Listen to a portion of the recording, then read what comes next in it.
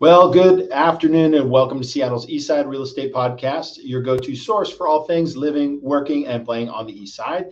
Today is Wednesday, May 3rd, and we are live on Facebook and YouTube. Feel free to like, comment, and share our feed. I hope you find this interesting. If you are listening to a recorded version, please review our podcast and subscribe on YouTube. We're also on Google Podcasts and Spotify, I believe, many others. Today, we're going to bring in Tucker Maxwell with Guild Mortgage Company, and we're also going to be talking with Carly Hull of Mason Staging. But before, and actually, I lied, I'm going to actually bring in Tucker Maxwell here for our Real Talk segment. So good afternoon, Tucker. How you doing? Great, Dan. How are you today?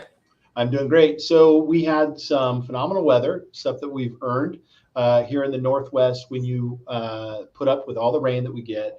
Every now and then we get days like Saturday. So I want to hear what was your Saturday all about? You know, Dan, I was planning to climb some mountains, but the avalanche risk canceled that because it was so nice and it heated up so quickly. Avalanche risk was crazy, off the charts. So where were you going? I was going to do Putrid's Peak. So up by 90, kind of in the 990 corridor. Isn't there like a ledge that you can hike to and then you go up to the peak from there, right? Yep, exactly. And but too much snow and then too much heat makes for not a good thing. Exactly. So I dusted off the mountain bike and went mountain biking closer to town. Awesome. Well, that's great. Obviously, if you are thinking of relocating to the area and you're watching this show, there is tons of amazing stuff like that to do. If you like hiking, I myself was on the Puget Sound, circling the Cypress Island, which is northwest of Anacortes, and hooked my first fish ever. So that was cool. Nice. Very cool. Made some fish tacos. I saw your videos. Beautiful.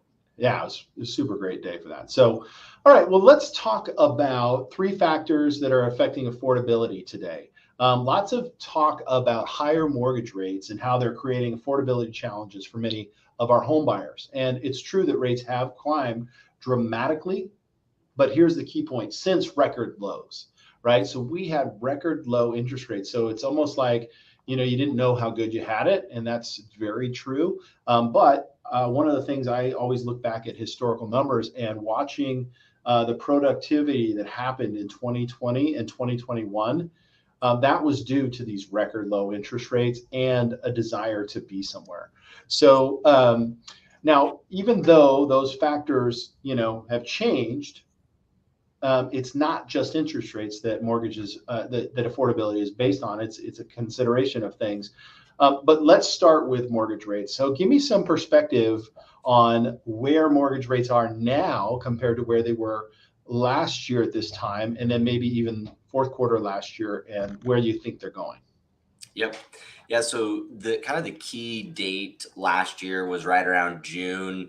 I want to say June 3rd or June 4th, right there. The beginning of June was when we saw rates spike.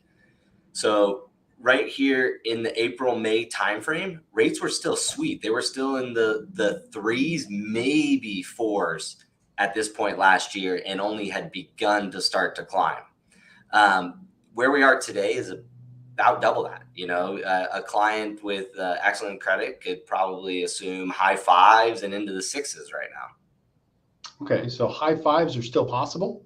Yeah, absolutely. Wow, that's awesome. So basically, we had a lot of volatility from like June until November-ish. Does that sound right? Yep, exactly. And then they started ticking down since then and kind of have stabilized to where they're at now. So, of course, that's not the only thing that affects affordability. Then also there's the home price. And, while we have seen these record low interest rates and high demand, the reduction in demand in some places across the country have actually brought down, not down the prices, but slowed the appreciation of prices. And in some cases, maybe it is lowering prices. The biggest challenge about home prices falling and gaining, and I think this is the big misconception out there in the marketplace, is interest rates went up, home prices are dropping. It's actually true and not true. So to say home prices are dropping, yeah, home prices are dropping over this incredible high that we had, where in March of 2022, we were seeing escalation amounts somewhere between 7 and 13% above asking price. So now we're actually maybe in some good cases here on the east side, we're still seeing escalations. However, agents have been smart. They've looked at the rear view mirror and said, well, we can't demand the prices of last year or more than last year, but we can start a little lower. And because demand happens, there's still a higher price. But it is true that this is going to be a very case by case basis. I couldn't even tell you from Sammamish to Issaquah to Redmond to Bothell to Newcastle to Renton how different it will be. What's the price range? Some price ranges are taking longer to sell, others are quickly. So it really does depend. But the truth is that because there are higher interest rates, it has taken a few buyers off the market. But will you agree with me, Tucker? There's still some multiple offer situations. Absolutely. Yeah. Yeah. Yeah, on a well-priced home for sure. I think where you're not seeing the multiple offer situations where maybe a seller gets a little overzealous, wants to beat out a neighbor, and is a little more passionate about their home and they price it a little higher, then maybe you don't see as quite. But yeah, we're dealing with multiple offer situations just like we were before. Just lower escalations. People aren't going six figures over list price, but still having to go, 5% or so over list. Yeah, I think, and I think the importance of that is having a good, solid pre-approval letter, which is kind of speak to that. What do you guys do to encourage your potential borrowers to be prepared for the market that may be competitive? Yeah, so you nailed it. Pre-approval is ultimately key because you have to, one, understand your numbers. And the only way for a lender to give you concrete loan approximations is to fully understand the risk that you present to the bank so we can estimate an accurate interest rate and accurate payment. And most importantly, your cash to close, which is a combination of your down payment plus closing costs. So you know how much out of pocket you will need to bring in to buy the home and how you then can use that information to work with your agent to strategize on how you're going to handle the appraisal, right? If we're escalating over list price, there's the potential of a low appraisal. What does that mean for the buyer? Do we need to bring in additional funds to cover that gap? Do we have those additional funds available or do we not? And so really understanding your numbers through the pre-approval process will give you the ability to know how much money is left over and how to handle the appraisal. And then on top of that, gives you the confidence to waive financing if you need to. You have a lender that's backed that decision, has checked you off as a buyer and says you're good to go so that you have that confidence to be able to potentially waive financing without just completely shooting in the dark there. Awesome. So when push comes to shove, the more preparation you do on the lending side, the more you will have the opportunity to be in the best possible position to get a house that you're looking for. And that's that's the bottom line on that. Lastly, the third point on affordability is despite the amount of unemployment that we're seeing, which is actually kind of slid back to record lows in some sectors. I know we're hearing a lot of stuff about layoffs, but what are you hearing from a standpoint of qualification standards? Meaning, in the area here in Bellevue, our median home price is $1.5 million. So, the individuals that are qualifying for that generally have pretty good salary to start with. Am I correct in that? Absolutely. Yeah, And very, very few buyers even anywhere near the area median incomes for most of our borrowers. yeah, yeah. So that the truth of the matter is that we have a well-employed population, but there's all this layoffs. So who's getting laid off? Where are they going? And what are they doing? And I mean, we still have a lot of buyers. So where's the movement on earnings for people? Yeah, so it's an interesting point. A lot of the layoffs we're seeing are in the tech sector, which Mhm. is specific to the east side. We have an enormous tech sector here on the east side. I think one thing going for us is the space companies, SpaceX, Blue Origin, some of those companies, specifically Redmond. I think they're starting to call it Space City. it's doing very well and they're hiring. And so if these folks are leaving Google, Microsoft, or one of those traditional tech companies, there are other jobs available in these other fields, also biotechnology, that are willing to hire these. So from a qualification standpoint, there is the risk of layoffs, but there are still jobs available for those people. And then the second thing that we see is we have a lot of dual income households in this area. It's very common for both, both partners to have good income. And at the incomes we just talked about, they can almost always qualify for the home with just one of their incomes. So while there's the risk of layoff, the likelihood of them both being laid off is fairly low. And so most of the buyers are saying, yeah, maybe we won't stretch to 1.8, but we're still willing to go to 1.2 because one of us can carry that payment, no problem. Something occurred to me as you talked me through that, is I know specifically engineers, programmers, engineers, that whole kind of tech sector that you think of, people that work for Microsoft. Well, I had people that work for T-Mobile, so that's cellular, and I've seen them go to Amazon, right? And then, which is retail goods and online store and all that, a lot of different things. And then going over to, say, Google, right? And I didn't even think about aerospace, i.e. outer space. Yeah. But somebody with that skill set, if they get laid off from Amazon, boom, it's going to go right over to one of these other industries that are diverse.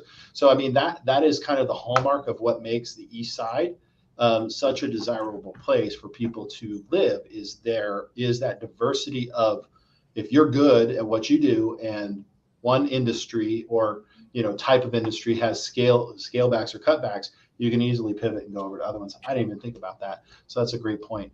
Well, listen, I combined our real talk and our mortgage moment into a real mortgage moment. Ooh, that could be like a new segment.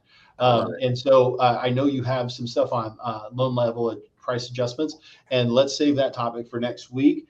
So Tucker, if people are looking to get approved to take advantage of this market, here's the thing is, this may not be that market where you're like, hurry up and get in, but it is a market that if you're looking to not pay somebody else's mortgage, there's plenty available. So how do people get a hold of you, Tucker? Yep, I'm on Facebook, LinkedIn. So just search Tucker Maxwell with Guild Mortgage, and you can find me on all the platforms. Okay. Or on top of a mountain. Yep. Happy to find you there. All right. Tucker, thanks for coming on. Absolutely. Thanks, Dan. All right. We're going to have a short commercial break. After that break, we're going to be welcoming one of our stagers, Carly Hall with Mason Staging. Come back after this short commercial break. You take your car to the shop to check under the hood to make sure everything is working properly. You take your body to your doctor every 6 months for a checkup to ensure you're healthy. You get your teeth cleaned at the dentist often. Okay, well, maybe not often. But what are you doing to make sure your house is staying in tip-top shape? At Key Inspection Services, we value quality, expertise, and education above all else. We inspect all types of homes of any size and age, whether you are buying or selling, or just wanting to learn more about your current home. Our services are designed to be a one-stop shop for all homeowner needs. We offer sewer scopes, air quality testing, mold testing, infrared scans, and more. Whether we are reaching new heights on a roof, traversing the trenches of a crawl space, or having a crappy day scoping your sewer, no pun intended, we strive to give you the best service possible. As the #1 home education and inspection company in the Puget Sound region, our goal is to ensure that you are more knowledgeable about your biggest asset at the end of the day. You can easily book online at www.keyinspectionservices.com or give us a call at 800-748-8766. Welcome back to the show. I am joined here by lead designer of Mason Staging, Carly Hall. Welcome to the show, Carly. How are you? Thank you. I'm great. How are you? So Tucker and I were talking about this great weekend, so I'm going to bring you into it. Tell me that you weren't just staging all weekend. I did a little, but no, we went to the Tulip Festival up in Skagit County. I knew it. You were one of the reasons why it took me so long to get up to LaConner. Right. Oh my gosh. I forget what a hot mess it is to try and get through Marysville and all that. And actually, I didn't see a single tulip. Oh. Yeah. I mean, maybe I might have saw one, but I don't remember it. If I did, I might have been just so mad because I just wanted to get out and get on the boat. So yeah. That's neither here nor there. Tulip Festival is great. Did you have fun? Yeah, we had a really good time. It was such a gorgeous day. Yeah, it's an awesome day to be out. Well, listen, Carly, as we're going to talk about how you can, as a seller of a home, how and why you should spruce up the home prior to getting going. So let's talk about staging for people that are still living in the home. What is, that's a big question that we get all the time. Like, hey, we're here. This is going to be uncomfortable. What do you recommend? So, oftentimes I will come in and do a consultation, and then we decide, what can stay and what, absolutely needs to go. And then I will come in on usually the day that photos are taken, and add to just what you have already in the home, and then it stays there. Some clients take some parts of it out, like the bedding and stuff, because they want to still sleep in their bed, and then they just usually put it back, if there's an open house or something like that. But we definitely have that come up quite a bit, where the house is still occupied and we stage around it and make it look great. What's the most awkward thing you've had to ask somebody to move out of a house to stage it? Oh, uh, terrible artwork. Uh, and this is where it's really important to have a professional come in and speak to, a realtor's clients, so that you're not having to tell them that, there are things they need to go. And this is where I get to be, the heavy. And I do it in a very kind way. And I just explain how the home needs to flow nicely. And we need to make a cohesive environment that people can envision themselves in. And your stuff is not doing that right now. So I did have one lady tell me, "You don't like my things?" Right. Right. And it's like, no, it's nothing personal. It's just, I think those other people don't like them. Right, exactly. Exactly. So yeah, I've Or, come up or with you just be blunt and say, the bust of you and your son, yeah, it's got to go. right. That is not going to work here. No, I But mean, and I try to prepare our clients for a conversation of if you were to sell your car, most likely you're going to clean out all your personal items and you're going to have it smelling clean and fresh. It's detailing. yeah, So, what about the process of a vacant home? How do you handle that? that's the best. It's a clean canvas for me, and I do have to bring in, a lot more furniture, but I get to really create a space from nothing. And I love to tie in, of course, what the house already has and match it with, any particular paint colors or flooring or anything like that. But yeah, that definitely is my favorite, when I get to create a space all of my own design. That's good. Okay, so a clean canvas. So typically, if I talk to somebody and we're talking about, let's say, a 4-bedroom, 2-bath house, are you staging all those rooms? Some clients like to have every room staged, and I do give clients the option to just have as many rooms as they would like. We run a special called the Heart of the Home, where it's the kitchen, dining room, living room, and then we include the master bath and the master bedroom in that one. So those are really the most important rooms for prospective buyers to see staged. But then we can easily add on, an office or a kid's room or anything like that.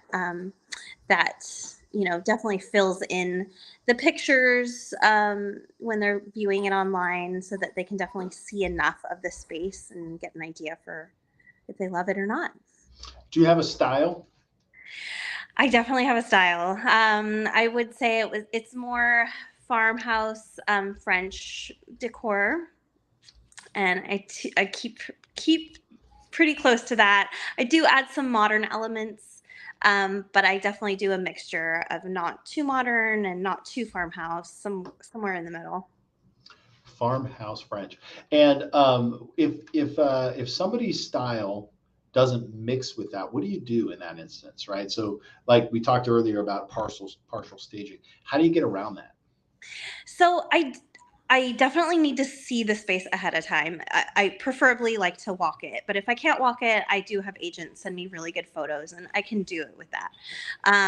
But I get really creative, and I do have quite a large other color palette that isn't necessarily what I would go to for myself, but it allows me to draw in what people already have and like mesh it all together. So I definitely work always with what they have. If there's one particular color, I'm definitely matching things to it, and making it work. So sometimes when people have something, like this red chair, and they just love this red chair and they sit in it every day, they gotta have it. And instead of just covering it up, I like to enhance it with other colors in the room so that it looks like it feels like it should be there. So then, do you have any Easter eggs in your staging? Do you know what I mean by that? Like little weird knickknacks that nobody really knows what they're for, but you only see them in staged houses. Do you have something that you're like, this is my go-to? um well, let's see. I use a ton of black and white. I think that would be something that a lot more people, I use than a lot more other stagers. Um, but I fold my blankets a really particular way, and so I can always tell if somebody's messed with my things because they're not folded the Oh, same way. And I use a lot of beads too, like the long string of beads, and they always get messed with in every home. I come like I back. don't know if you can see this, but what is that thing, right? a, a very thin vase. It's a vase, yeah. Yeah.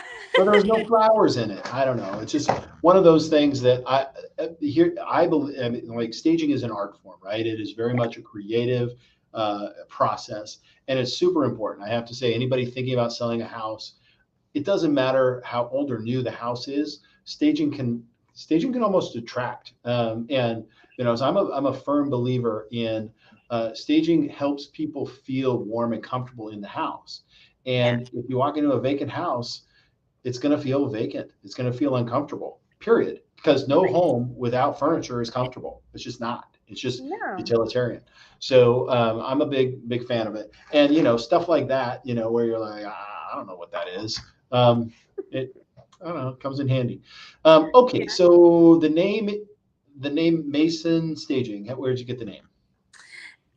It's maison, and it's a French word for home staging. We should put an accent over the O. I Maison. know. I Maison know. Staging. Yes, and I correct them a lot, but it's okay. Well, so all right, maison staging because it's French, as in French farmhouse, right? Mm-hmm. Very Exactly. good. Is there any kind of special or promotion? Anybody watching or listening to this podcast? Yeah. For that Heart of the Home package, I will definitely give them a screaming discount on that one. And something where I really try and help my clients as much as possible is to get the staging done when you need it best. So I definitely keep my schedule as open as possible, and I'm super flexible to work with. So we'll get it listed when you want to get it listed. Awesome, Carly. Thank you so much for joining us. I appreciate it. Thank you so much. All right. So before we end the podcast, I just wanted to kind of go over this Friday for my international holiday fans is Cinco de Mayo. So here are a few fun things to do to celebrate the Mexicans' army's victory over the French forces in the Battle of Puebla, May 5th, 1862. You can visit a Mexican restaurant. My niece is fond of Azteca. I like just about any tacos, to be honest. I made carne asada tacos last night. They were delicious. A Seattle CenturyLink Field has a Cinco de Mayo celebration, including live music, dance performances, and of course, authentic Mexican cuisine. You can visit a local tequila bar like Ocho Mexicala Oaxaca. I don't know where that is. That doesn't say where it's at. I'm just reading that. And let's see. Seattle's International Film Festival, screening Mexican films coming up. Well, listen, if you know somebody that would love to be feature their business or their service here on the East Side, I'd love an opportunity to bring them on. I want to thank our guests, Carly and Tucker, for coming on today. Thank you guys very much. And you guys have a great week. That's the end. You too. Awesome. Thanks, Dan. You too. Bye, Dan. Bye.